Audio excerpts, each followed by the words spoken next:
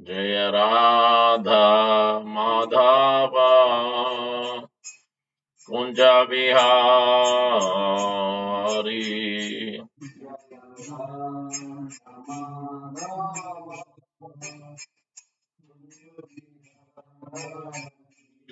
जय राधा माधव कुंज बिहारी।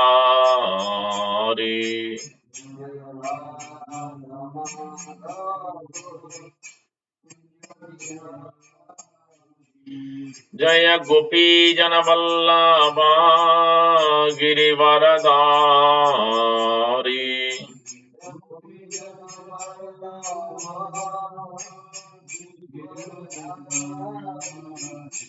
जय गोपी जन वल्लभा गिरिवरधारी।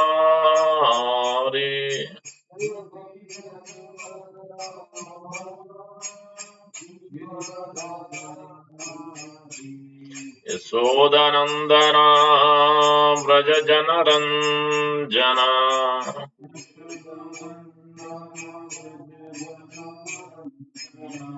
यशोदनंदना व्रज जनरंजना।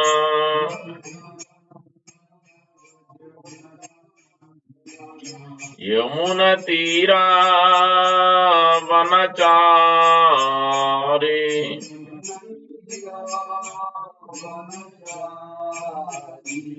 यमुना तीरा वनचारी।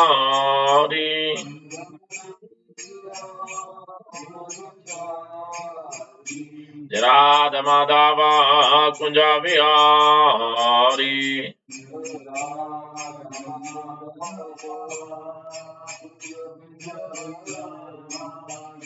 राधा माधव कुंज बिहारी।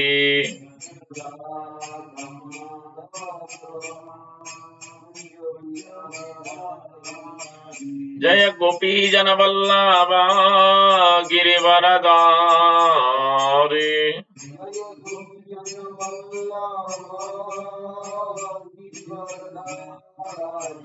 जय गोपी जन वल्लभा गिरिवरधारी।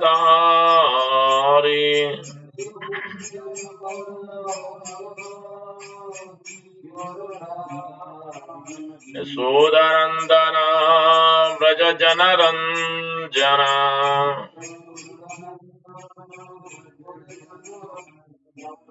यशोदनंदना व्रज जनरंजना।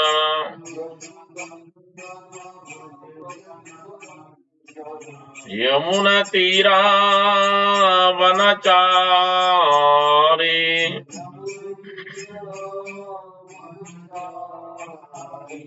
यमुना तीरा वनचारी।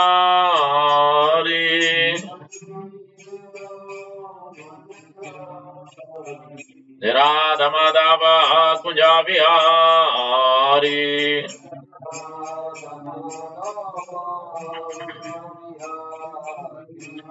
राधा माधव कुंज बिहारी।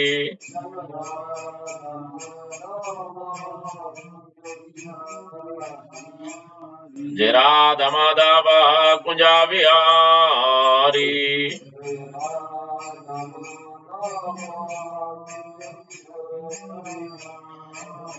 जय गोपी जन वल्लभा गिरिवरधारी।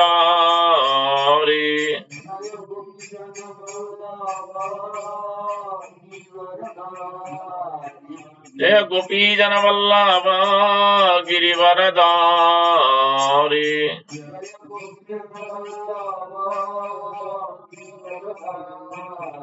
यशोदनंदना व्रज जनरंजना।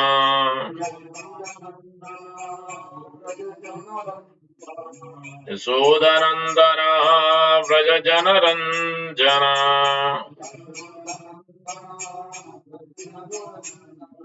यमुना तीरा वनचारी।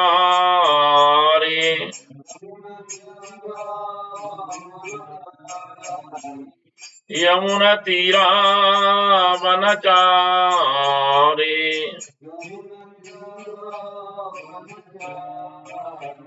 Radha Madhava Kunja Bihari.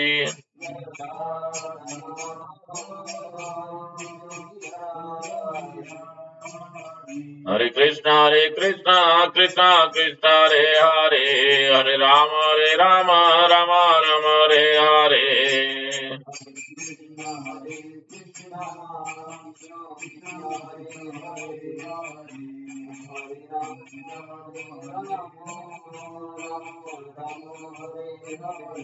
Hare Krishna, Krishna Krishna, Hare Hare, Hare Rama, Rama Rama, Hare Hare.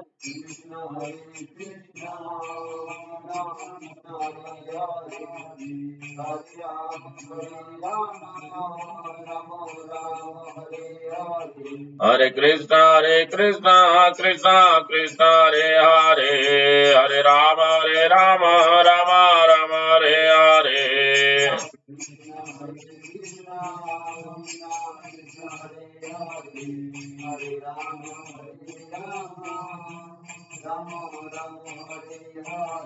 Hare Krishna, Krishna Krishna, Hare Hare, Hare Rama, Rama Rama, Hare Hare.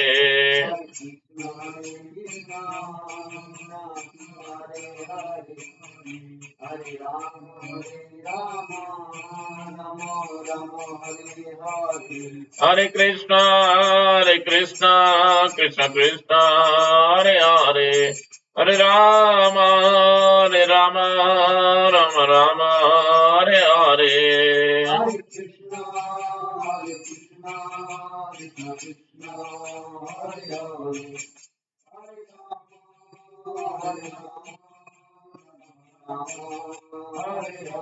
Hare Krishna, Krishna Krishna, Hare Hare, Hare Rama, Rama Rama, Hare Hare.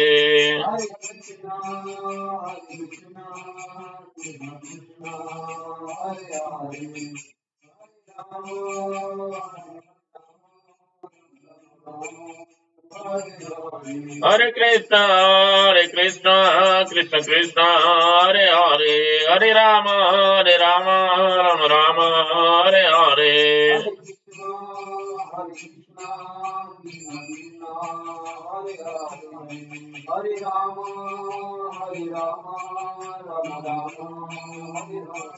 Radha Jamasundara, Jamasundara,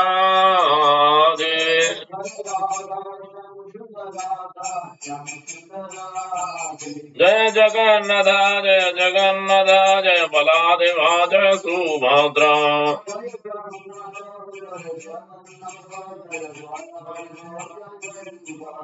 Jai Gauranita, Jai Gauranita, Jai Gauranita, Jai Gauranita.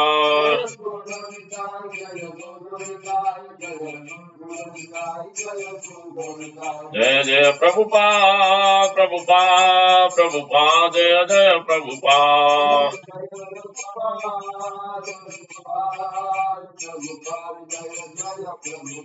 Nitai Gaur Premanande, Hari Hari Bol. Jai Vishnupada Brahmanti Pravraj Kachara Stotra Sata Sri Srimati Ravangas Esi Bhakti Vedanta Swami Prabhupada ki jai. Jai Vishnupada Brahmanti Pravraj Kachara Stotra Sata Sri Srimati Ravangas Esi Bhakti Vedanta Swami Thakur Goswami Prabhupada ki jai. Ananta Gaudiya Vaishnavanda ki jai. Namacharya Haridas Thakur ki jai.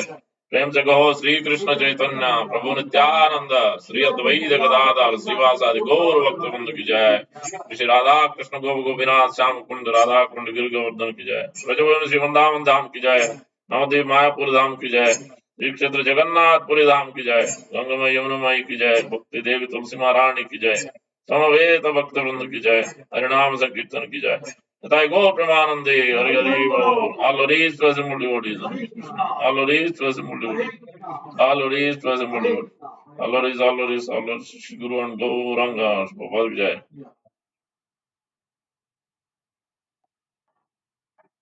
Om Vishnu Padaya, Krishna Vishwaya, Bhutre, Srimate Bhakti Vedanta, Swami Ram Namaste, Saraswati Devi.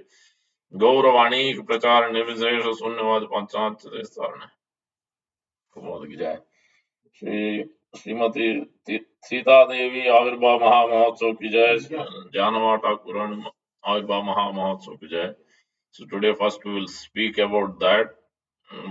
Today being the appearance day, glorious appearance day of both of them, both of the personalities. So and then we'll cover the introduction part two. Today hopefully we'll cover.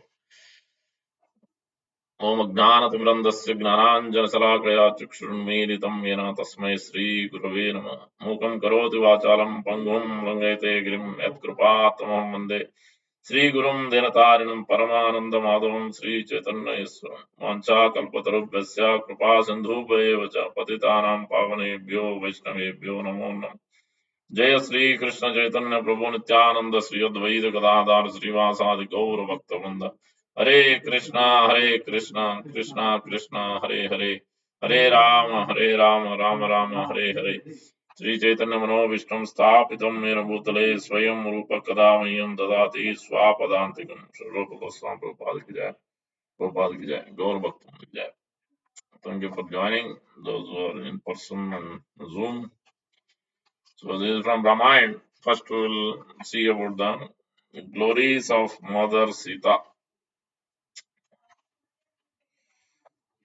When Lord Ramachandra conquered or killed Ravana, and at that time this conversation between Lord Ramachandra and Hanuman, great devotee Hanuman and Mother Sita, and we can see her compassion. And we will see a little bit. I think she came back to Ayodhya also.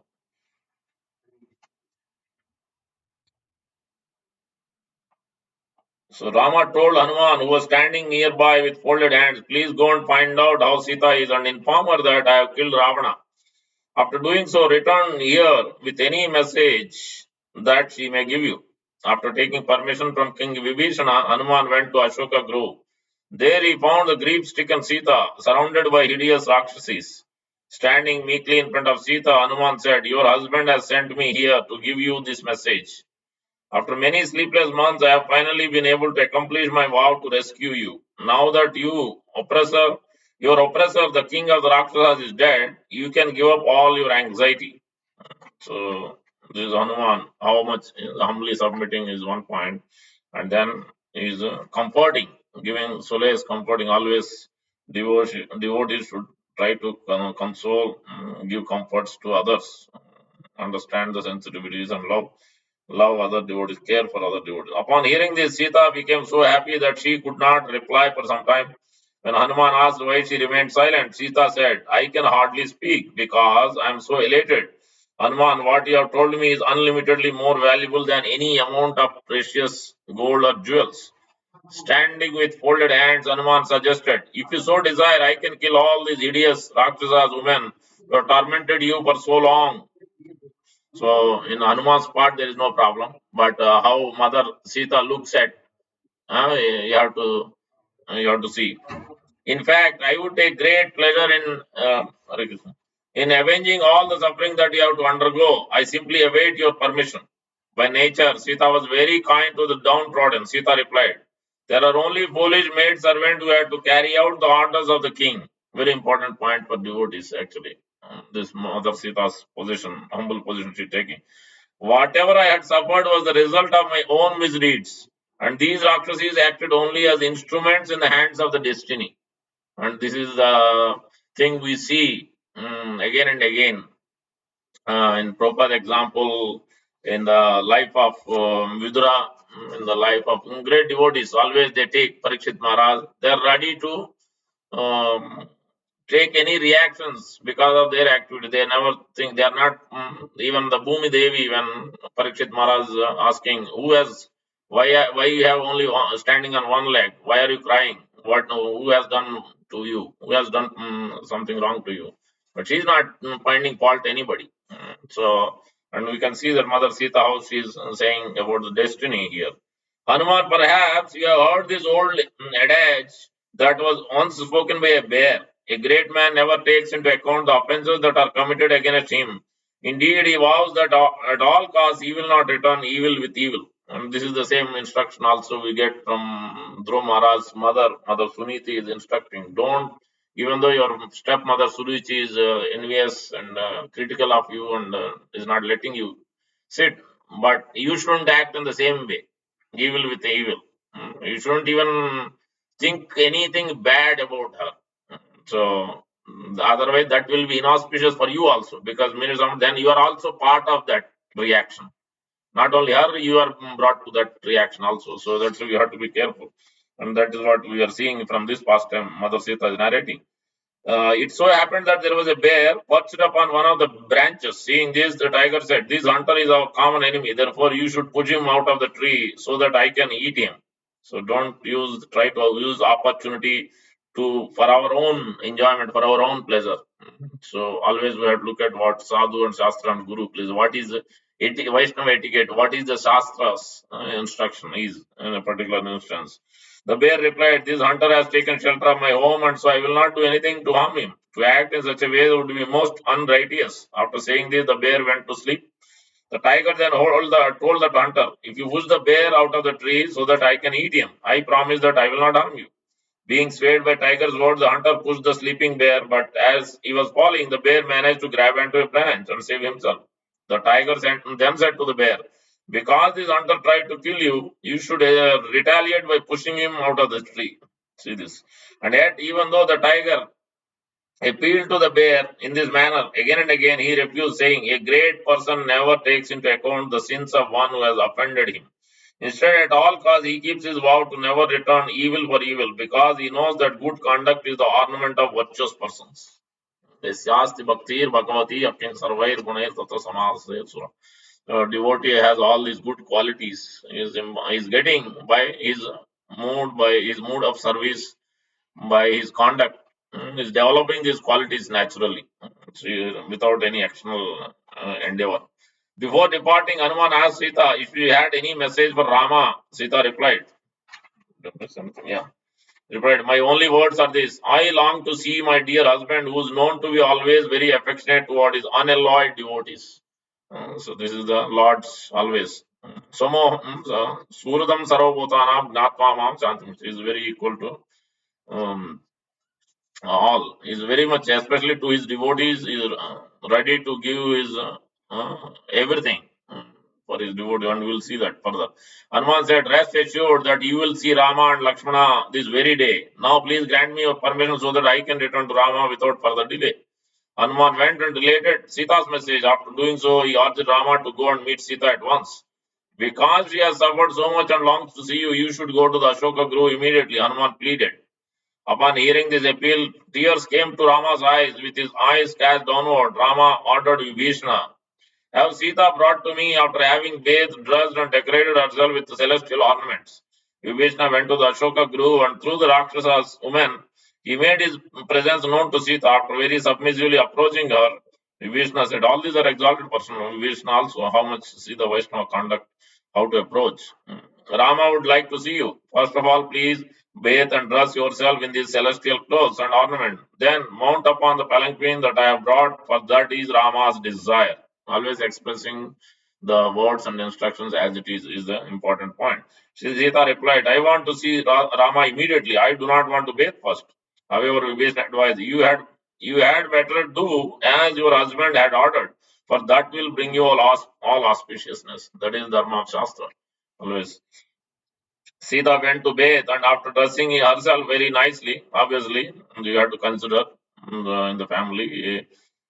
If it is especially as per Sadhu and Shastra and Guru, Krishna conscious, then yes, whether you like it or not like it, whether it's husband or wife, children, whatever, we should accept and follow that instruction. That is the highest standard. So, parents, whoever is instructing, if it is good of Krishna conscious nature, then we should accept that instruction at any cost. Sita went to bathe, and after dressing herself very nicely, she was placed upon the palanquin and brought before her husband. When Vibhishana came before Rama, he saw that the Lord's head was bowed, as if he were absorbed in deep thought. Vibhishana announced Sita's arrival, and in response, Rama asked that she be brought to him at once.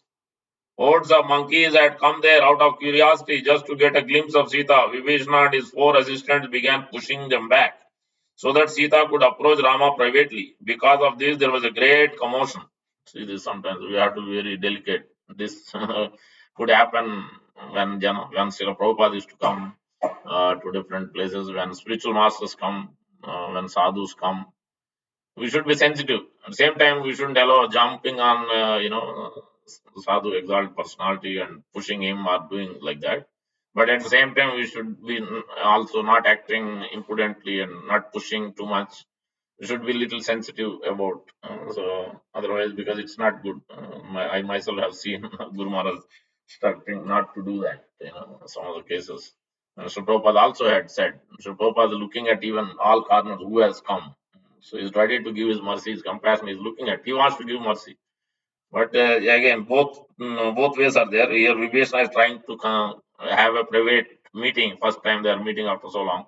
But you see Lord Ramachandra how he responds, how he takes his devotees more than Mother Sita, even though he has a great affection. So there are many angles in this pastime to look at. Due to his strong affection for his faithful servants, Rama became annoyed to see this. However, and so he told Vibhishana, do not harass these monkeys. There is nothing wrong if a chaste woman is seen in public during a time of adversity or a war, a swayamvara, a sacrifice, or a wedding.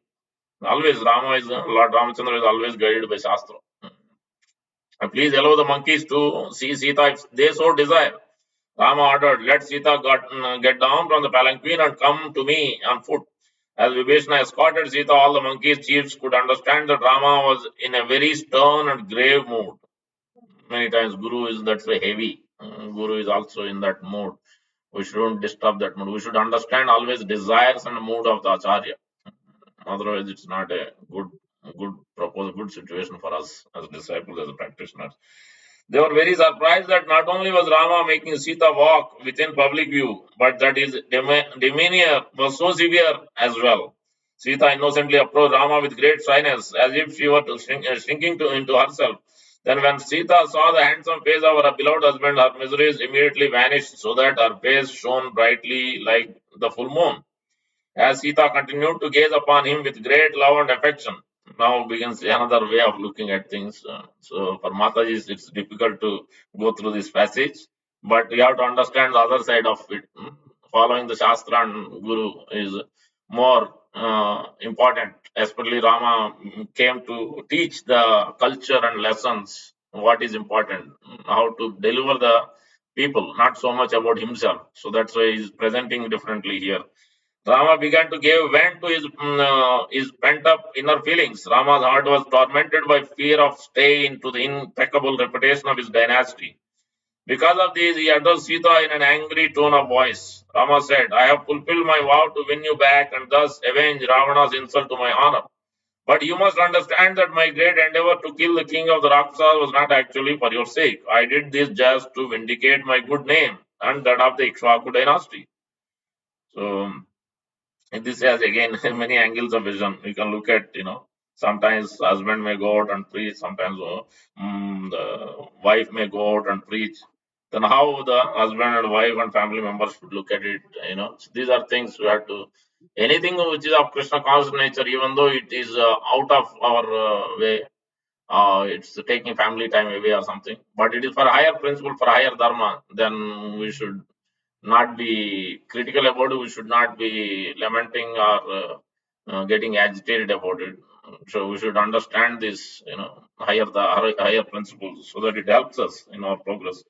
Truthfully, your appearance before me is not at all pleasing. This is Lord Ramchandra speaking. You can see how much it is hurting to Mother Sita and others also. Even Lakshmana, none of them could understand why Lord Rama is doing here. But he is doing for higher purpose. You are free to go wherever you like. No cultured man will accept a wife who has been embraced by another man or who has lived in someone else's house. I am sure that no woman could have remained with Ravana for so long without having been enjoyed by him. Ravana was obsessed by lust for you. How could he have controlled himself and refrained from enjoying you by force? By killing Ravana, I regained my honor, but there is no need for me to have any more attachment for you. You are now free to do as you like. Fix your mind upon Lakshmana, Bharata, or anyone else whom you may choose. Strong words. While listening to this speech, Sita bent her head low with shame. Having formerly heard only loving word from Rama, his talk seemed like arrows piercing her heart. Thus, she began to bitterly weep. Being in the presence of so many spectators, it was very difficult for Sita to endure her husband's reproaches. Finally, after wiping the tears from her eyes, Sita replied in a faltering voice. She said, "How can you dare speak about me in such an irresponsible manner? Never for a moment did I give up my chastity by body, mind, or words. My character is pure, and so you should not judge me as if I were an ordinary woman. Although I am called Janaki, the daughter of King Janaka, my birth was transcendental, for I appeared from within the earth. Rama, if all along you had cruelly planned to reject me in this way, why didn't you inform me when Hanuman came here as a messenger? If I had known that you did not intend to take me back, I would have immediately given up my life, thus avoided many months of unbearable suffering. You could have avoided this ghastly war that has taken the lives of countless Rakshasa and Varanas. What was the need of demanding so much service from your allies? Rama, why are you acting like this? Does my pure devotion for you mean nothing? Sita turned to Lakshmana and said, "Please build a large fire mm, for me to enter, but this is the only path that remains for one who has been rejected by her husband in public." While suppressing his agitation, Lakshmana looked at Rama. When he saw that his elder brother approved of Sita's words, he went to prepare the fire. In fact, Rama looked so stern and intense that no one dared to even talk to him. So, what to speak of try and pacify him? Lakshmana is doing his job as a disciple, as a servant, as a humble servant, always carrying out the orders. Thereafter, Parshurama did that to Jamadagni. So whatever, even though it seems completely illogical, but still carrying out the order is the important aspect. Thereafter, when the fire blazed brightly, Sita first of all circumambulated Rama. This is another etiquette again. Then, after coming before the fire with folded hands, Sita bowed down to the Brahmanas and demigods. Sita then offered the following prayer to Agni: O God of fire, because my heart never turned away from Rama, please protect me. Although I have never been unfaithful to Rama in thought, word, or deed, he accuses me of being polluted. Therefore, O Lord of the fire, seer of all within the three worlds. Agni is always watching. Fire, that's why Agni is the here, witness. I request you to become the witness of my purity. After saying this, Sita circumambulated the fire. Then, as a huge crowd looked on with wonder, she entered the flames with fearless mind. Within the blazing fire, Sita, who was adorned with dazzling gold ornaments shone with a golden radiance. As soon as Sita was within the flames, all the women present screamed with horror, and a loud cry of anguish arose from the assembled monkeys and Rakshasas. Amidst all these sounds, Rama appeared to become very thoughtful. At that time, all the principal demigods hurriedly appeared before him, riding upon celestial vehicles. As Rama stood before them with folded hands, the demigod, headed by Lord Brahma and Lord Shiva, said, "O Supreme Personality Godhead, Lord Ramachandra, we are very pained to see how you are neglecting your eternal consort, Mother Sita. You are the creator of the universe and the Lord of all demigods. Why don't you recognize your divinity instead of rejecting Sita as if you are a common man?" Rama replied, "I consider myself to be an ordinary human being because he has come to establish Maryada Purushottam. He has come to teach in that way.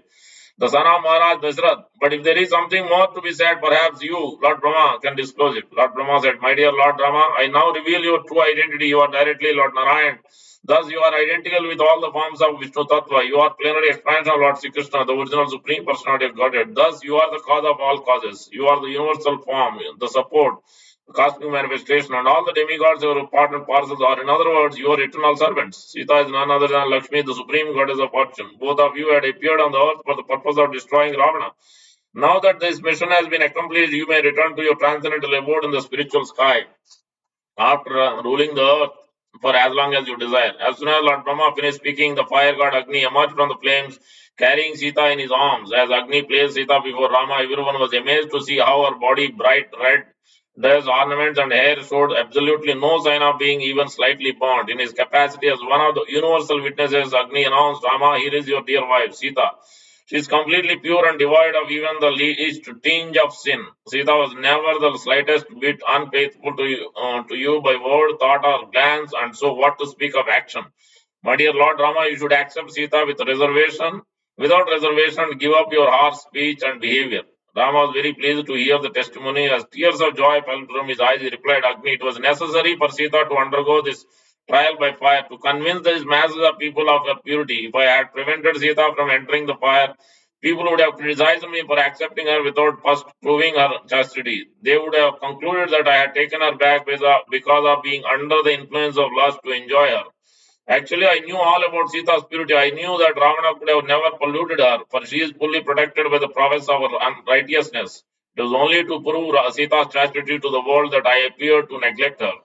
Actually, Sita is not different from me, for she is directly my internal potency, the Hladini Shakti. Just as the sunlight, being non-different from sun, is therefore inseparable from it.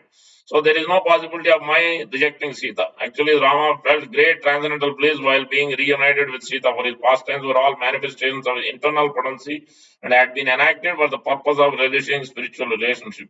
So in this, you can see, you can understand there is much more gravity and significance why this has happened. Uh, this has happened. And we can see that while Lord Ramachandra was coming to Ayodhya on the way back after this incident, Mother Sita, Lord Ramachandra said, on Pushpaka chariot, everybody is going to Ayodhya.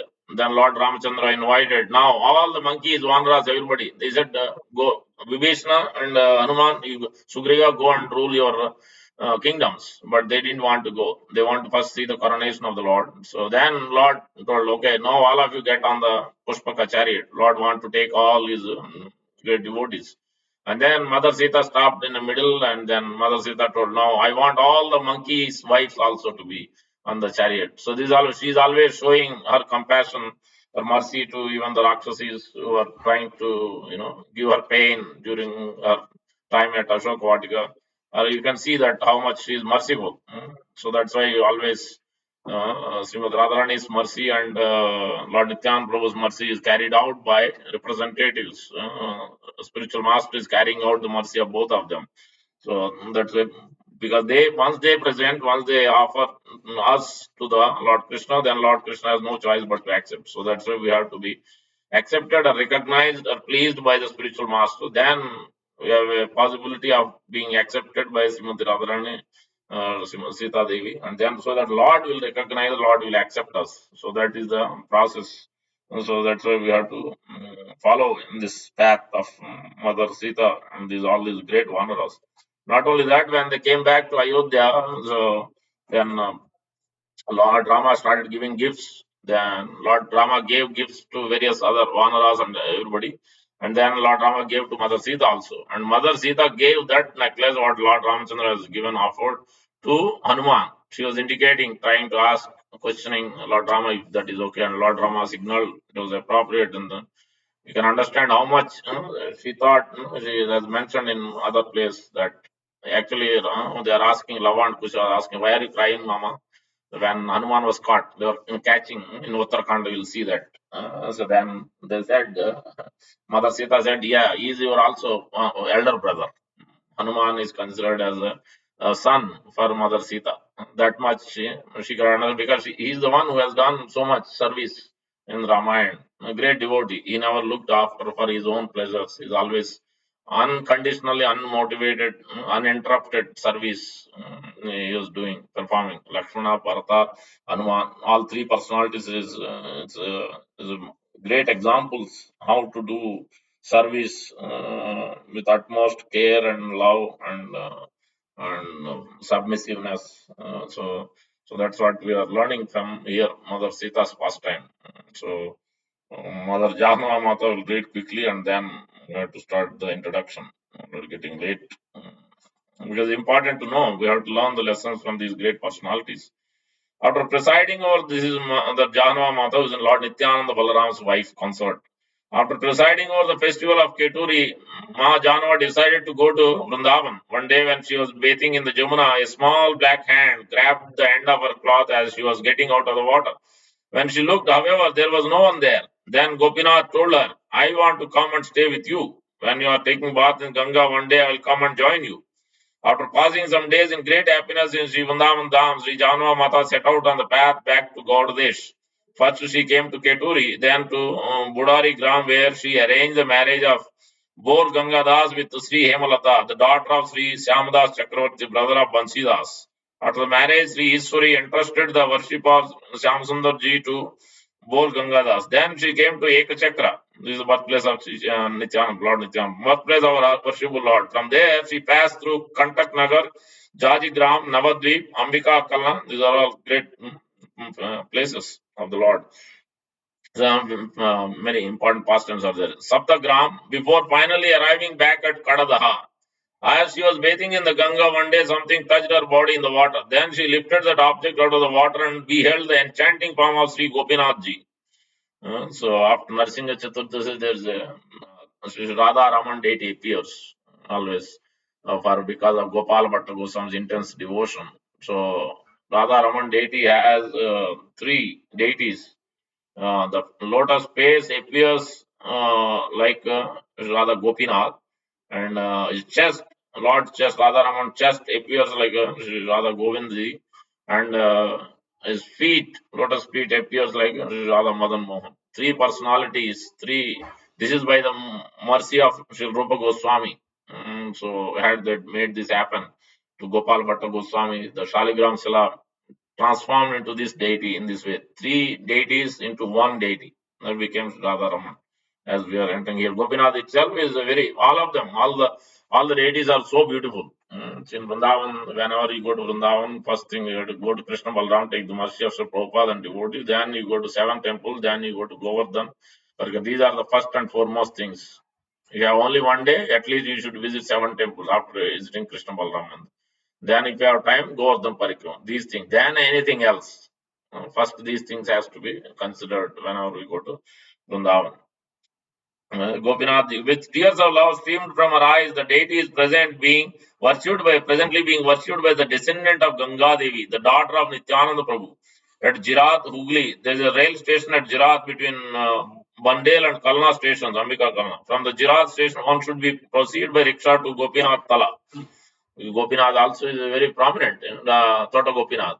That's where what's his name? Gadadhar Pandit was teaching or talking or learning or actually reading from Srimad Bhagavatam and Chaitanya Mahaprabhu is listening every day. So that is in front of Tota Gopinath. When Mahaprabhu was going away, then Gadadhar Pandit was also giving up Kshetra Sannyas, want to go with Mahaprabhu. He said no. Then that's when Tota Gopinath was given, deity was given for Gadadhar Pandit. So it's a beautiful lady, Tota Gopinath. So having fallen into the ocean of material existence, I am completely distraught and filled with anxiety, floating in this ocean without any refuge. I am trying to find a shore, but without any success, I am losing all hope of ever finding it. What activity will bring me there, or what knowledge will bring me there? Conducting some fruitive activities, engaging in some mystic yoga process, or conducting austerities, none of these have any power or effect. I am getting very weak and I cannot swim much longer. Now, in this extremely dangerous situation, will no one come to save me? Alas, to make matter worse, I have caught sight of crocodile of worldly affairs. I am petrified with the fear, and current of lust is always churning the water. I can barely keep my head above the water. The winds carrying the results of activities performed in previous lives is blowing and making the water so choppy. I am losing my mind and now I am simply crying frantically. I can't see anyone who can get me out of this ocean of woes. Oh, my dear Sri Janava Devi, please have compassion on your servant and bless me with the sum of your divine qualities. Please extend me the rope of your mercy and elevate this intense pain that I am experiencing. I have taken shelter of the boat of your lotus feet. I have full faith that you can carry me across this ocean. This is Kalyan Kalpataru Bhaktivinoda Thakur is writing, submitting. That submit Kalyan Kalpataru written by Bhaktivinoda. So you are the divine energy of Lord Nityananda and the bestower of Krishna Bhakti. Please bless me at your feet, which can bestow all one's desires. You have already delivered so many despicable creatures, and now today here is one more destitute and hateful wretch come to your lotus feet. Kalyan Kalpataru. That is Bhaktivinoda Thakur writing, submitting. Always the acharyas are always so submits in their humble mood, always think they themselves are low, so lower position. Mother Janava Mata is that wife of Lord Nityam Prabhu. She became a spiritual master. She has disciples also. Um, so she's the one who has also fulfilled the desire of Lord Narottam Das Thakur, great devotee. So that's how the first Gaur Punim festival happened at Keturi. And first Gaur Aarti happened at Keturi. So there's a beautiful pastime. By the mercy of Janava Mata, and others, all the Gaura associates of Sri Chaitanya Mahaprabhu, because Mahaprabhu already left, all the personalities left by that time. But by the mercy of Janava Mata, everything has happened. So Lord Nityananda Prabhu appeared, Lord Chaitanya Mahaprabhu appeared, Advaita Acharya appeared, all Panchatattva appeared. There was a great mood of ecstasy of Sankirtan, whole festival. It's not cannot be explained by words. When you read from, I think this, trying to remember which book, Jagannath Vallabh, I don't remember which book this described Keturi, Chaitanya Bhagavat somewhere, and described this pastime. So, anyways, today being the appearance day of both these personalities, it's good that we are trying to learn. Now, getting back to the introduction of Bhagavad Gita, so part two. So, in the introduction of Bhagavad Gita, Prabhupada explains the very systematically, sequentially, Prabhupada is presenting. The first thing Prabhupada is presenting why we need Bhagavad Gita as it is. Bhagavad Gita as it is because there are so many translations, everybody is trying to express their own opinions. So that's why I had a great need to actually write the translation as Bhagavad Gita as it is. As because, if you want to become a lawyer, you go to a lawyer. As you become a doctor, you go to a doctor. So, same way, if you want to study, understand about devotion service, about the Lord, you must go to the devotee who is following.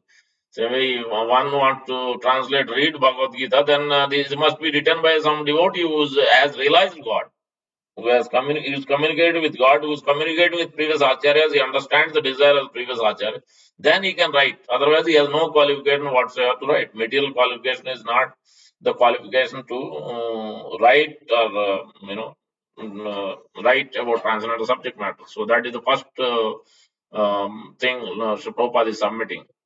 So that's why we have to also choose whenever we hear, whenever we read books. Is it authorized book?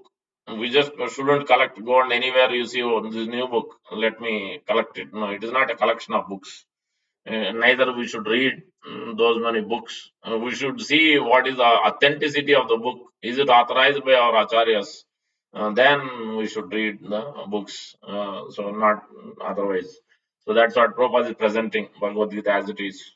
Then he's talking about if you go to a doctor, there's a prescription. You have to follow this. This is what you have to do exactly as it is. So you cannot do differently. Then the result will be different. Doctor says you have to follow this diet, you have to take the medicine these many times. Like I had a allergy rash, some itchiness. Then doctor told 3 times a day you have to apply scalp like shampoo on the back of your neck. So exactly that's what you have to follow. Only 5 minutes you should keep. Immediately you have to wash after 5 minutes. Exactly, you have to follow what he's been saying. Doctor is saying, no, no, no. I know better than doctor. Then no point going to doctor. You might as well do your own doctor thing. So that's why you have to. Prabhupada is saying here that you should follow as it is prescribed. So that's why you have to follow. Prabhupada is saying that Krishna is telling that how one should study transcendental subject, how one should receive transcendental subject matter. Then Prabhupada is quoting that evam parampara praptam imam rajarshiyo vidu. So imam vivasvate yogam praktavan aham 2-3 verses, chapter 4, beginning. So Prabhupada is quoting that in this way one should receive transcendental knowledge, because I have spoken before to Ikshvaku and then Manu. And that was the lineage, but now the disciplic succession is broken. So that's why now I'm making you the disciplic succession, Arjuna.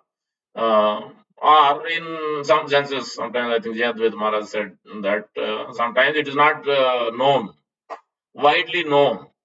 It's not that transcendental knowledge is always there. This Bhagavad Gita, Srimad Bhagavatam, every before Kali Yuga, it is written by Sri Vyasadeva. Every Yuga cycle, fourth Yuga comes, as per Kali Yuga comes. Before that, he writes. Knowledge is there. It's not a one day it is created to somebody. Eternally, it is there.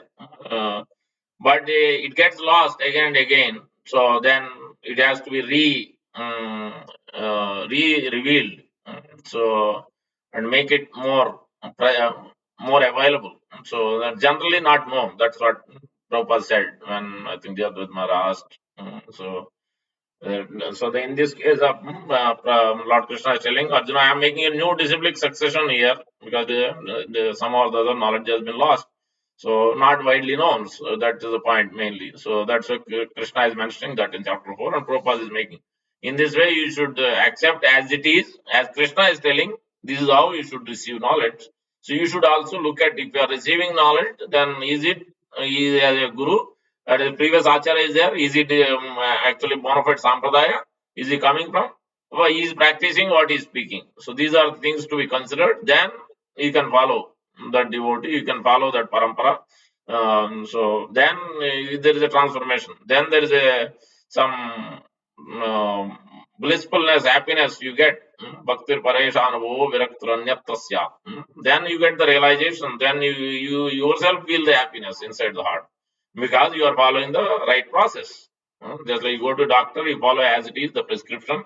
Then whatever he says, then you get the results. If he's expert doctor, obviously you get the result. So here also these are the experts, Mahabhagavats, these acharyas.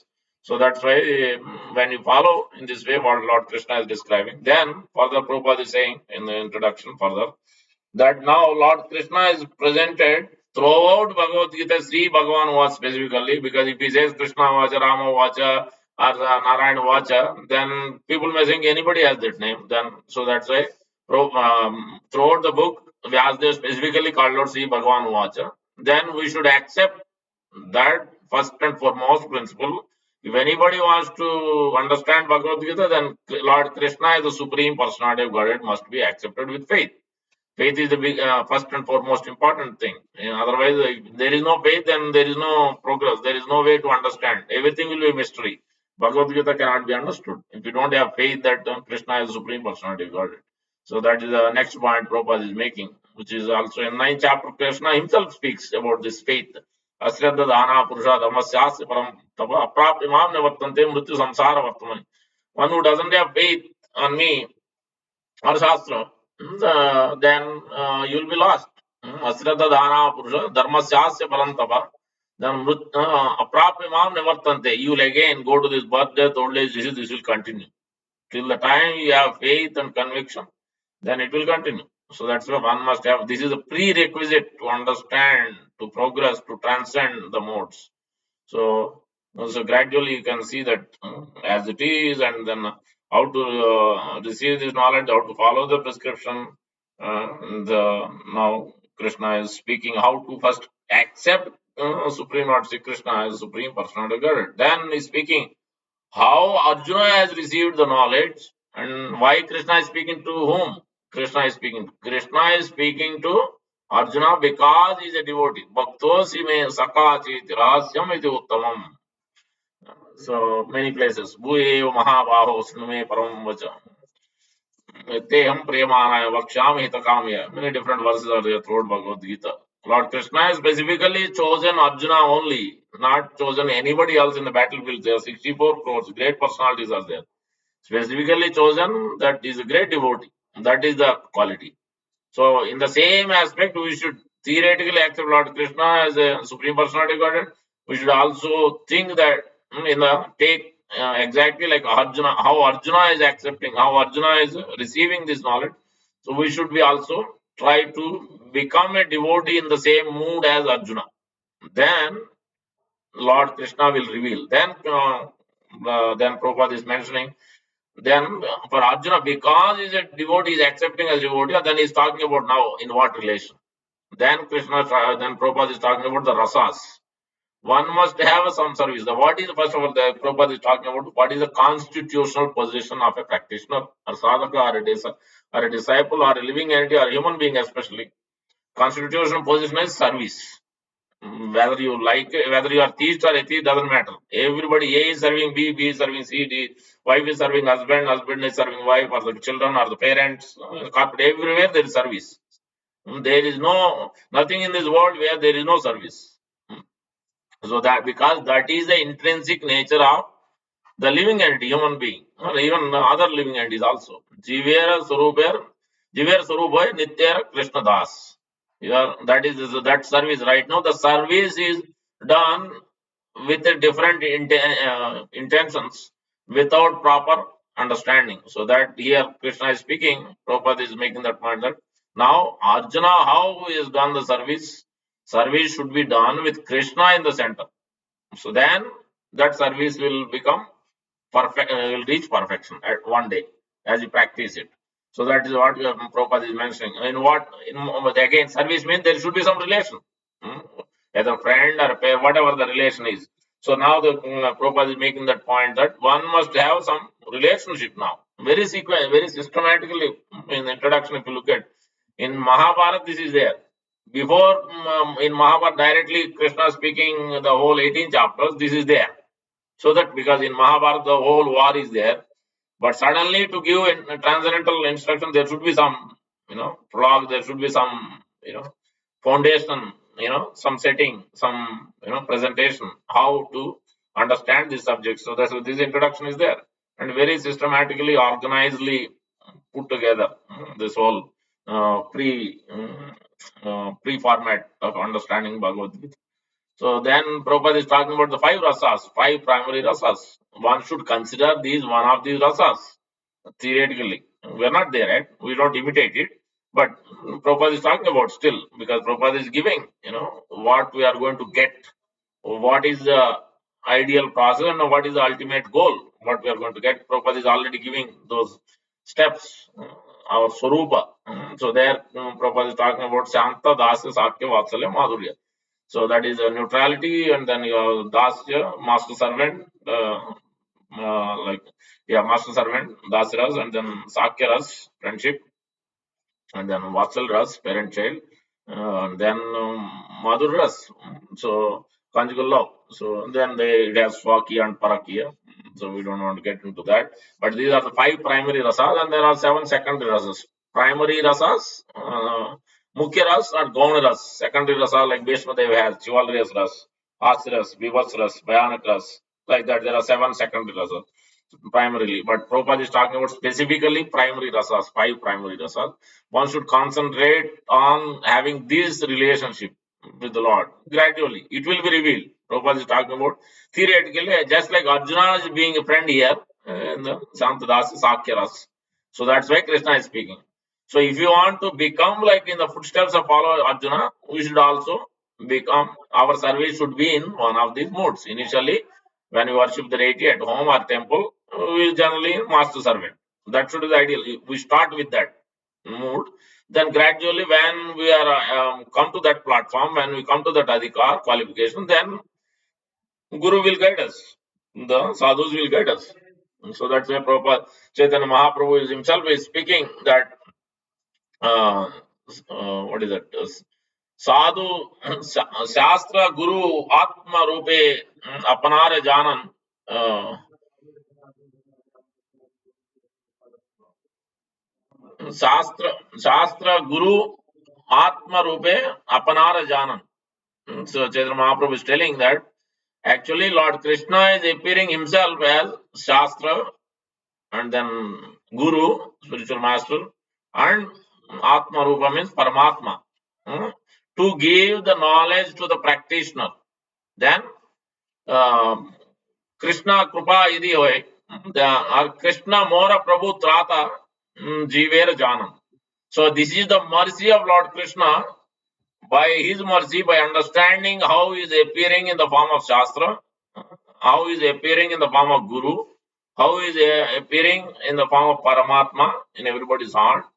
One, the practitioner, the living entity, if he understands this expansion of Supreme Lord in this three ways, then he will be delivered. This is directly Sri Chaitanya Mahaprabhu is speaking in Chaitanya Charitamrita. See that verse, exact verse, and there is a other verse also here, 21:20. Sadhu Shastra Krupa, 21:23. Shastra Guru Atma Rupe Apanar Jana Krishna Mora Prabhu Trata Jivera Hoye Krishna Das Kaviraj Goswami. Prabhupada translate.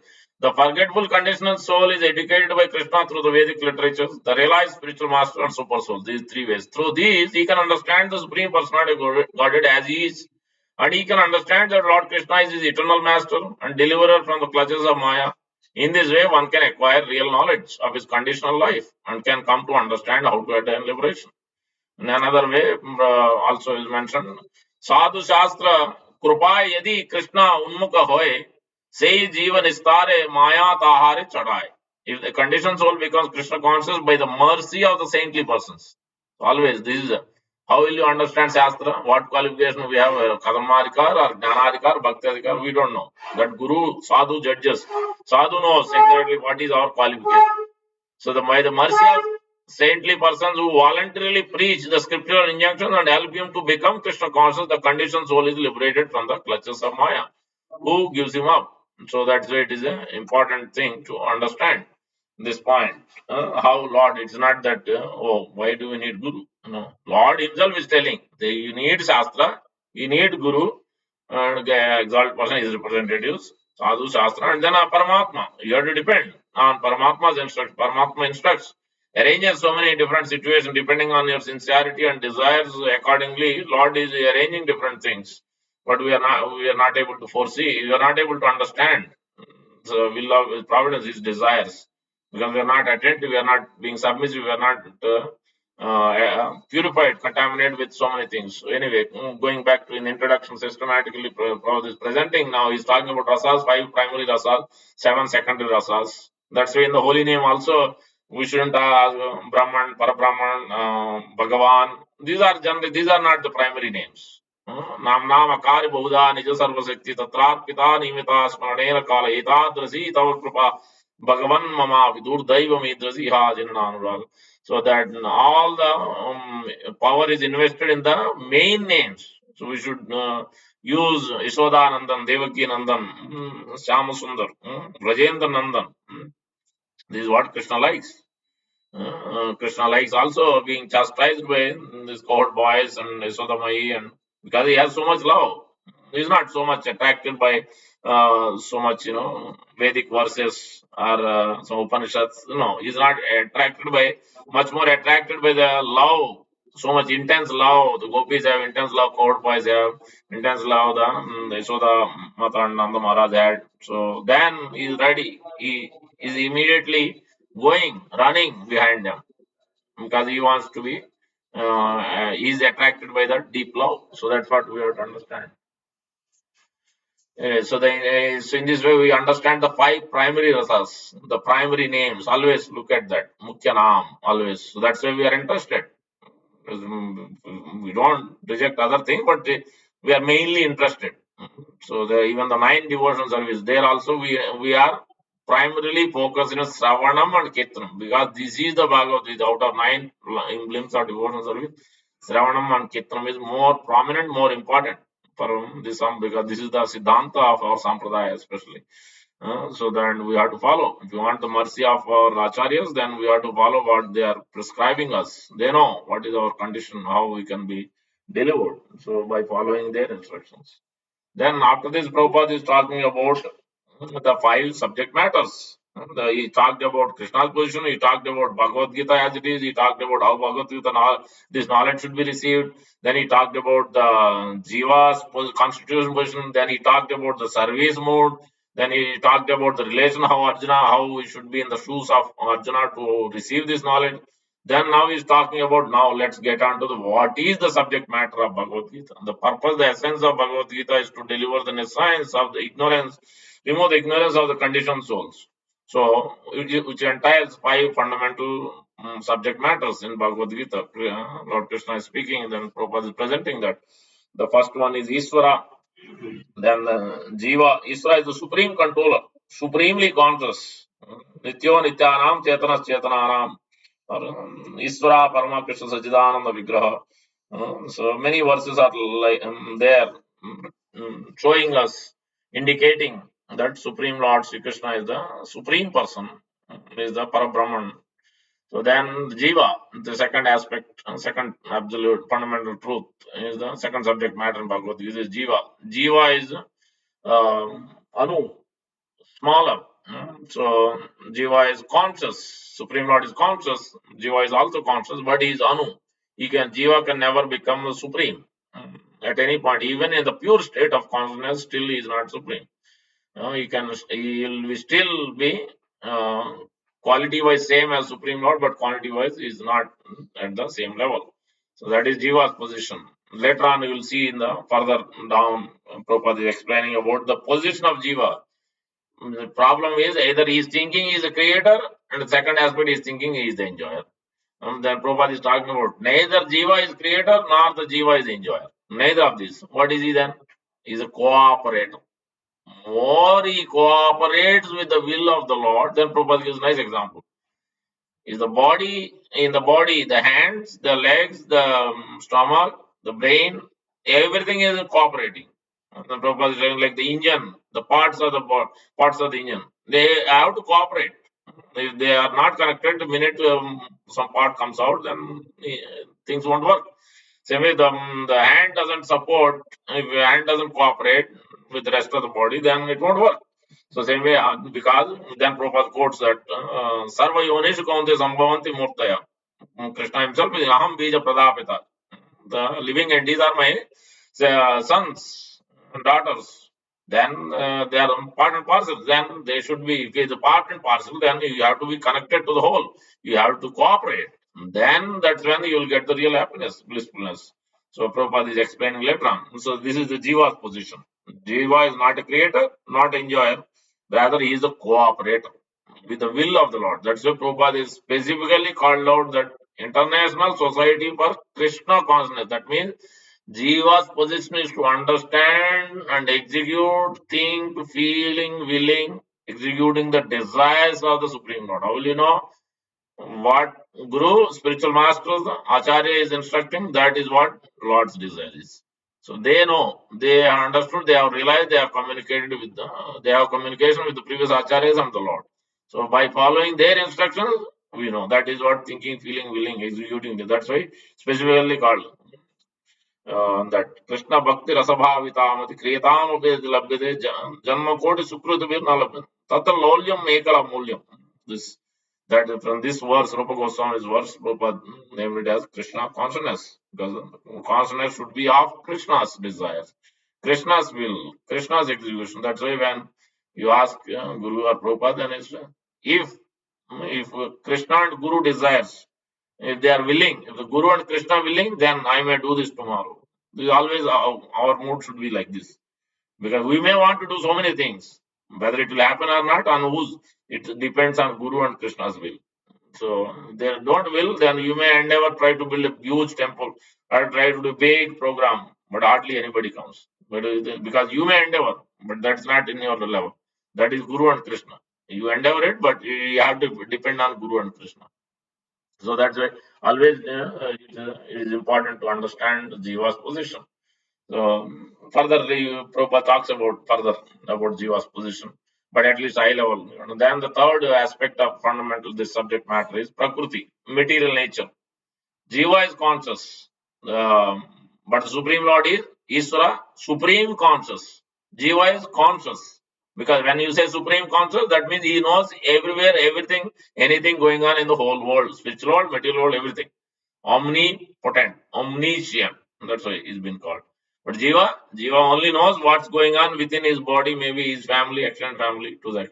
But what goes on in wife's mind, what goes in child's mind, he will not know. So, but it is unlimited. So even himself, what he has done in the past, that also he doesn't know. So that's why we are Jiva is conscious to some extent. But supremely conscious, the Kshetrajna, or in 13th chapter Krishna. So Prabhupada is mentioning that Jiva's position is limited, but he's conscious. But Supreme Lord's position is supremely conscious. And the third, material nature is no consciousness. Achetana is not conscious. That is material nature, is Prakriti, or material manifestation, of whatever, cosmic manifestation, whatever you want to call. That is the Prakriti, third aspect, third subject matter. And then the fourth subject matter, and then the Prakriti also means three modes of material nature comes. Mode of passion, mode of goodness, passion, ignorance. Sattva, Rajas, Tama. Ignorance means more like you want to procrastinate, you want to prolong even simple activity, you take days and days to do things, or you want to sleep more. So nice weather, let me sleep more. This is all mode of ignorance. So that's why we have to educate the brain. We have to force the body. Body is always looking for, gross bodies are both are always looking for enjoyment. Always is trying to get happiness through this enjoyment. But we cannot follow the body and mind's demand. We have to follow the soul's instruction, especially coming from Shastra and Guru. We have to force the body and mind to listen. That's why intelligence has to be sharpened. That's why we have to hear. So that's why Bhagavad Gita helps us. Very, very important to help us to focus, to revive, to rejuvenate our Krishna, Tasma Sarveshu Kaleshu Mam Anusmarit Mayarpita Mano Buddhirmame Vaisasamche. Prabhupada is talking about a little much later at the end. That this should be the practice. If you want to follow Bhagavad Gita, if you want to follow, then he is also quoting another verse of this. Abhyasa Yoga Yuktena Chetasa Nanigamana Paramam Purusham Yati Partha Anuchintayan. The practice should be like Lord Krishna has told Arjuna. He has told it is very difficult to do yoga and this, and then he told, yes, it is very difficult to control the mind. It is like controlling the air, no possibility. But you can do it provided you follow the practice. You fight. You don't renounce any activity. Sometimes we may have question that it is too difficult to do. Family life is too difficult. Our job is too difficult. Or managing all these things is too. On top of it, you have to chant 16 hours. It is too difficult. Then let me stop this or let me give up this. No, rather, the instruction from Krishna, Arjuna is thinking in that way, same as us. But Krishna has been telling, and Prabhupada is putting this in the introduction, that we should follow what Lord Krishna is telling finally or ultimately. The essence is to always think of him and fight, do the work. Tasma sarveshu kaleshu mam anusmara yuddhacha. Abhyasa yoga yuktena chetasa nanya gamina. Paramam purusham yati partha anuchintaya. Always follow the previous acharyas. Bhaktivinoda Thakur, did he renounce? No, he didn't renounce. He has his wife, he has 11 children or so, he has magistrate, everything, nothing renounced. At the same time, how will you do that? Prabhupada is giving example like a boy, lover and boy and girl. They're always, even though they might be working, doing all things, but they're always remembering each other because they have that affections. Once you have intensity, the love, many times we also, while being in the office or while wherever we are thinking our wife or kids or this or that because of the love. Parents, who are our close friends, whatever the case may be. Depending on your sometimes maybe dog or cat, whatever. Depending on what love and attachment you have, that's what you are thinking. So it's natural. So the same way Krishna is telling, the small survey, if you practice abhyas and it comes always 24 by 7, how can you remember me? By practice. Then Krishna is speaking. Abhyasa yoga yuktena. By gradual practice every day, consistently, you do consistently something. 5 minutes reading, 5 minutes chanting, 5 minutes listening, whatever. That, but it should be consistent. Whatever you choose, then do that and then increase, but rather don't decrease it. Only in emergency situation, we try to decrease that, not do it. But otherwise, every day one must do because we have to force the body. Body and mind is always giving the demands not to do it and do its own way. That's what we have been doing. So, but rather we should avoid that. Rather, we have to force the body and mind to follow Sadhu and Shastra and Guru's instruction. Then that will help us to elevate from the mode of ignorance to passion, passion to goodness. So these are the end instruction. But Prabhupada anyway, Iswara, Jiva, Prakriti is Achetana, or inferior. And then he's talking about that also further down. That Prakriti is inferior, so Jiva is superior. So rather, Jiva is also called Prakriti. That's another aspect. In places, many places it is called Purusha. We are called Purusha because theoretical or most of the times we think we are Purusha. So that's why that position is mentioned. But rather, our position as per Shastra is Prakriti because we are being enjoyed by the Lord. We are all Prakriti, male or female, doesn't matter. All Prakriti. But we are called superior Prakriti. Prabhupada is quoting that. Aparayam mitastvanyam prakritim vidyame param jiva bhutam mahavahu edam dal. Apara and para. There is a two different levels of understanding. Apara is inferior, para is superior. In the context of this verse, is talking about jiva is superior, jada jagat is material nature, which is not of conscious, is inferior. But jiva is being eluded and attracted by this inferior quality and getting attached to it. So that's what, and that's where Lord Ramchandra in the earlier context we are reading from Ramayana is telling, I'm not, because people think that because I'm attached to you, I'm accepting, or even though she was with Ravana, whatever the case may be, he's talking about that. So that attachment. Ramchandra wants to show you shouldn't be attached to anything without Krishna in the center. Any attachment you have, if Krishna is in the center, then that is a perfect attachment. But anything else other than that, then it's going to great distress. Distress, pain, suffering, anger, all those will come automatically. When Krishna is not in the center of that attachment, automatically will come. But it requires a lot of practice. Then you will see everything as Krishna's, Krishna's energies. So anyway, coming back to that, yeah, the other one, para and apara. Jiva is superior, para, and material nature is inferior. Both are prakritis. Material manifestation prakriti, this apara prakriti. Jiva is para prakriti, superior. And then he's talking three modes of material is also considered within the material nature, because when the creation has happened, 24, 26 elements, all this glancing of Mahavishnu, the whole these 26 elements they appeared. That is all part of this material nature. So the three modes of material nature is also part of that. So that is, and when the purview of these three modes of material nature and the time, then a fourth aspect is time. So under the purview of these three modes of material nature, and the time factor comes in. Time factor is only there in the material world. Relativity. Brahma's time, our time, ants time, everything is relative in this world. Everything is relative. In spiritual, there is not this kind of time factor is not there. So the relativity is there. The time. So under the purview of these three modes of material nature, time factor comes in, kicks in Kala. This is also Kali is there. Kala Shakti. This is Kali. Bhadrakali. So Mahakali. There is a Mahakala Padma, darkness enveloped. So Kailash, three-fourth, Kailash is there in the material world, Kailash there in the spiritual world. And when the Mahapala Padma is there, material world and spiritual worlds, Brahma Jyoti, into the material world, that portion on the almost close to the spirit, on the Brahma Jyoti, that area is called Mahakala Padma. So darkness enveloped. This is almost crossing over the whole material universe and the seven layers, and then you will see this on Mahakal Padma. That area is there. Then you go to the Viraja river, Brahmajyoti Brahmana. Then you enter the spiritual world. There Sadasiv is there in Vaikuntha Loka. There's also Kailash there. So anyway, coming back to this Kala, time factor comes. Kala Shakti is also Krishna. So it is in this material world. The fourth aspect. And then the fifth aspect is karma. So activities. So these are the five subject matter. But going back to the apara and para, the other understanding of apara and para is so Bhakti Siddhanta Thakur talks about and Prabhupada talks about. The knowledge of the Vedas is apara, inferior. The superior, the para vidya is apara vidya and para vidya. The para vidya is Bhagavad Gita, Srimad Bhagavatam, Vedanta Sutra, because Srimad Bhagavatam is the natural commentary of Vedanta Sutra, because it is giving an essence, the highest. It is not talking about anything of lower. It is not talking about dharma, artha, kama, and moksha. It is talking about the beyond liberation.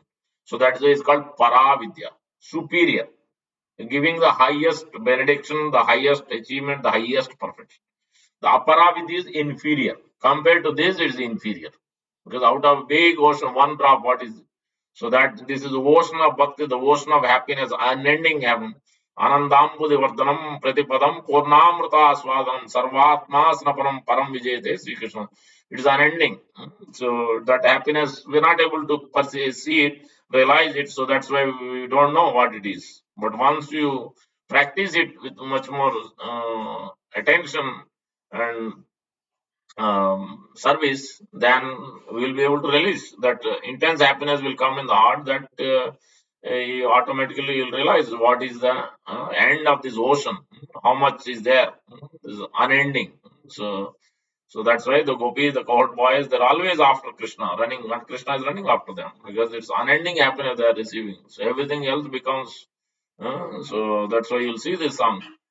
Gaurang बोलिते हवे तुच्छ गौरांग बोलिते हवे पुलक शरीर so hari hari bolite nayana bhavira. So how much that as soon as you chant Gauranga, then your hairs are standing and you are completely you are dancing, the ecstasy comes. This is the mood of a pure devotees, where they are perfected their lives. But for us, you hear Gauranga, you hear Hari, nothing happens because of this fallen state of consciousness. Ainanda tanuja kinkaram patitam mam vishame bhavam budau krupaya tavapada pankaj sita duri sadasam vichintaya nayanam galadasrudharaya vadanam gadya dardaya gira pulakay nichitam vapu tavanama grahanena bhavishyati. So we have fallen into this portion of material distress. So that's why we have to take up this position of Sri Chaitanya Mahaprabhu as servant of devotees, servant of spiritual master, and engage in that. They are following their instruction. Then We will be picked up by Sri Chaitanya Mahaprabhu, we will be picked up by spiritual master, sadhus, and we will be elevated in our consciousness, this apara to para, inferior consciousness, lower consciousness, and enjoy consciousness or creator consciousness. We will come to the cooperator consciousness. We will cooperate with the will of spiritual master and the Supreme Lord. Then gradually you'll feel that happiness. So, yeah, let's see the time, 8:15. I think I should stop here. So introduction, I think we'll have to continue. I only spoke, I think, half of the introduction because the introduction is, I think, 15 or 20 pages, I think, are there or more. So I'm distilling, going systematically. Prabhupada is very systematic. Krishna himself is speaking very, very systematically, very organized. Each and every chapter, the verses, the connections, it's very systematically presented. So that's if you thoroughly study systematically, तत्सृण्वन् सुपठन् विचारण करो, as Srimad Bhagavatam says. So carefully, scrutinizingly, sequentially, then you will be able to understand. It becomes very, very easy. The whole presentation of Bhagavad, all 18 chapters will be in your mind, in your frame. How it is connected, what Krishna is speaking, where, what to apply, how to apply. Your whole life becomes, Gita. You are living Gita. So, but we have to read that scrutinizingly, and scrutinizing. You have to read and you have to hear, and then practice will come automatically because you are hearing and reading regular. Then natural practice will come. Yeah. So we'll stop here. Let's see if anyone has any quick questions, we can take. Otherwise, looks like in the chat. Let me see. What are the questions or message?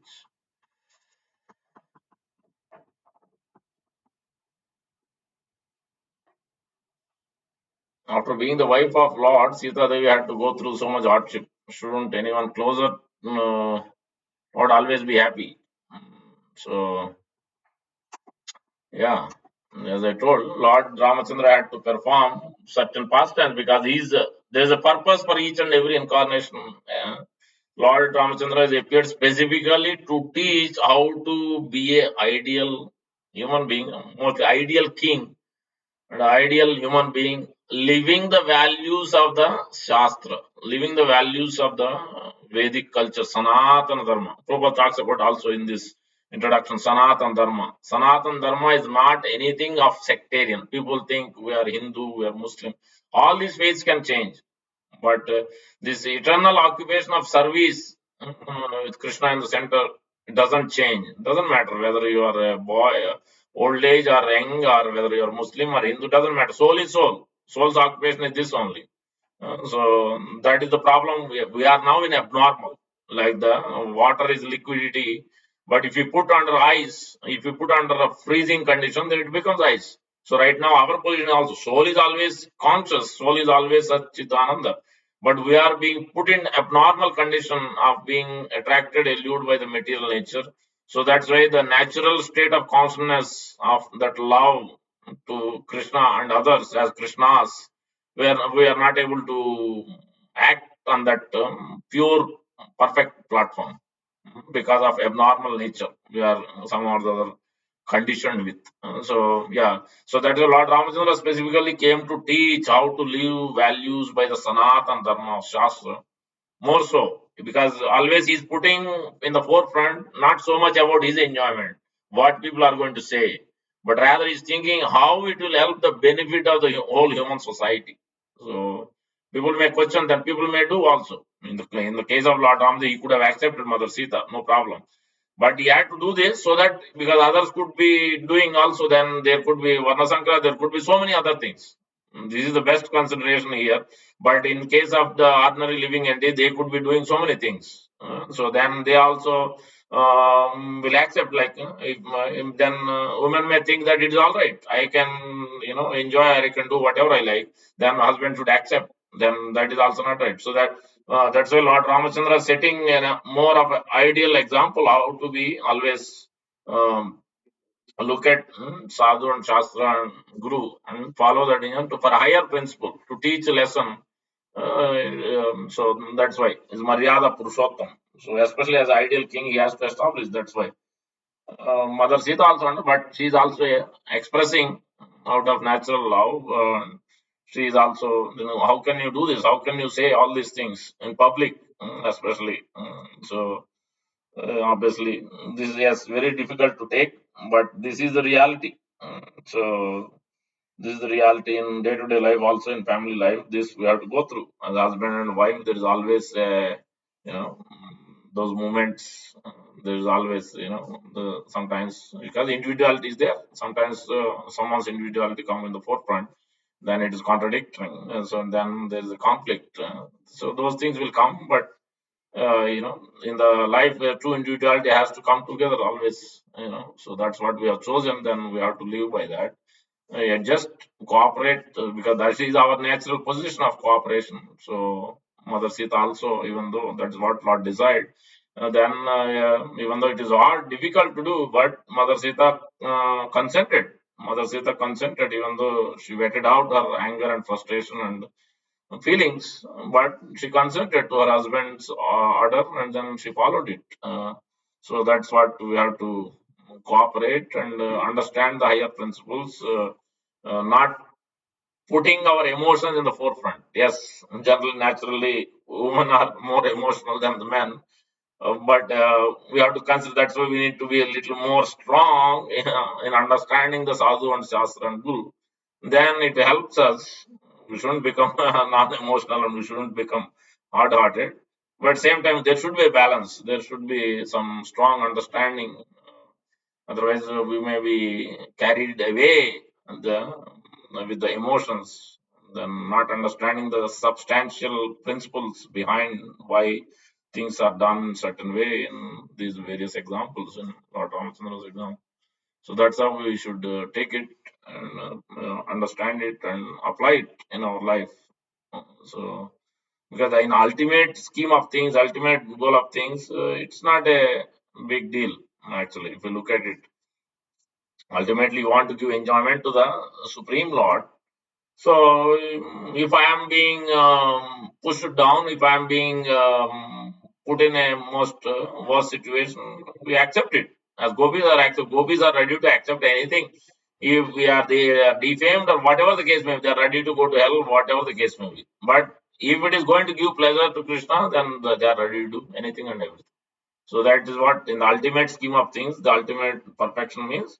Always, if Guru chastises us, Guru, whatever he says, whatever he asks us to do, even though it's difficult to do, it's more distressing. So still, we should accept that, because this is for my own good. So this is for my own perfection. I should carry out. So that's how we should take this.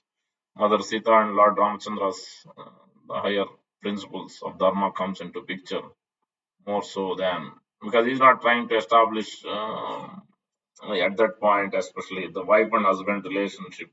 That's not that's not in the forefront. The forefront is Dharma. Forefront is the whole population. How we should teach a lesson. So that's what is putting that in the forefront. Yes. Go ahead. Yeah. Yes, it is. Yeah. We didn't read that, but in Uttarakhand it is there. I, yeah, I think. I'll have to check. Yeah, I think you might be correct. Uttarakhanda was written, but it is authentic. It is not a, Uttarakhanda is also authentic, even though Valmiki didn't write, I think, but it is still authentic. So in the case where it is mentioned, Mother Sita first of all expressed a desire after coming back to Ayodhya, and then she expressed desire. I want to go and see, visit all the hermitage, all the sages. I want to serve them. She expressed the desire. Huh? Yeah, yeah, yeah. So there are different angles to look at. Not look at the one vision, one ordinary, material vision. Yes, that is a natural concentration. Again, you have to look at the higher principles, why things are done in different way. So in Uttarakhand, yes, once she expressed a desire, she wants to go, and then after that, then Lord is inquiring what is happening here. Then somebody questioned then he has taken that.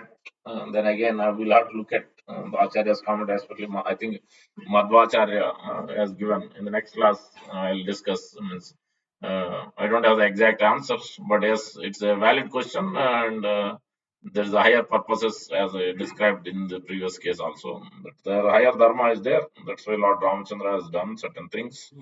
Seems to. Still, it is authentic. It is still authentic. Well, which Ramayana it is mentioned, Uttarakhand is still authentic. Yeah, as per Acharya, Uttarakhand is still authentic. Yes. How many years ago Ramayana happened? Not 7,000. This is Kali Yuga itself 5,000 years. So 5,000 is Krishna. Yeah, so the Ramayana is in Treta Yuga. Valmiki has meditated 60,000 years, then he wrote Ramayana.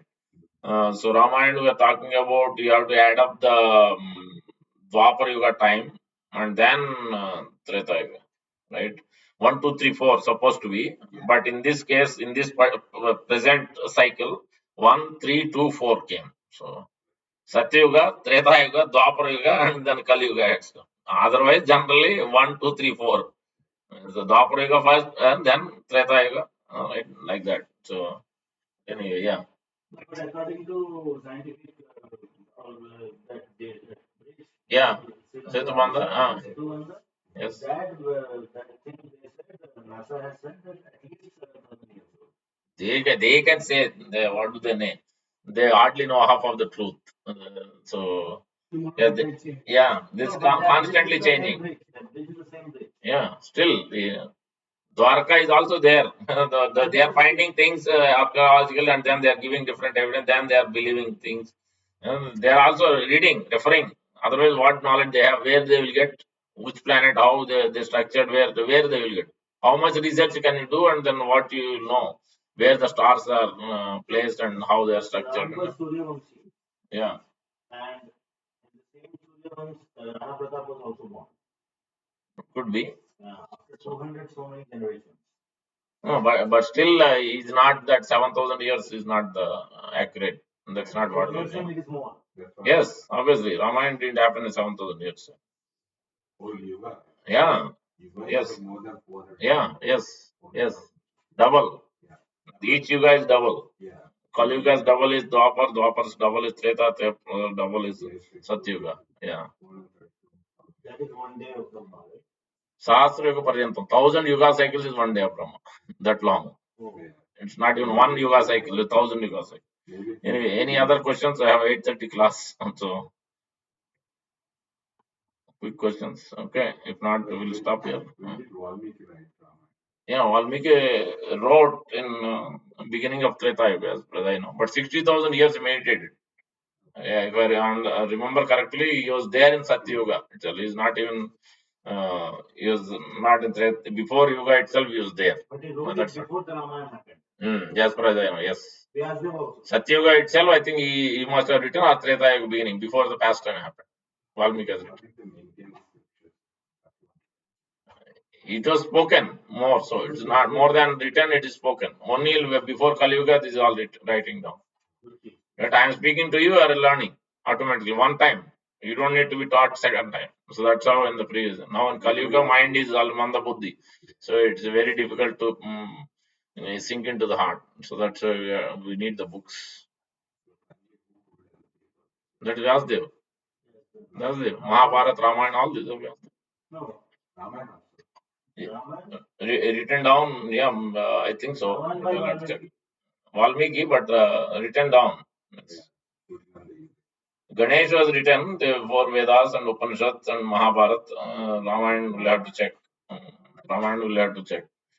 Yeah, but all the rest of the Puranas also written by Lord Ganesha. Well, Vyasdev is describing, Lord Ganesha wrote it down. Yes. Yeah. Ramayana, I'll have to look at it. Whether, but it doesn't matter. Anyway, it is available. So it's authentic. It's not a question of somebody coming up with. Just curious how many years ago it was. Yeah. I'm sure this is before Kali Yuga only. All the places are there in India. Ayodhya is there. Yeah. The Chitrakoot is there. Yes. All these places are there. Yeah.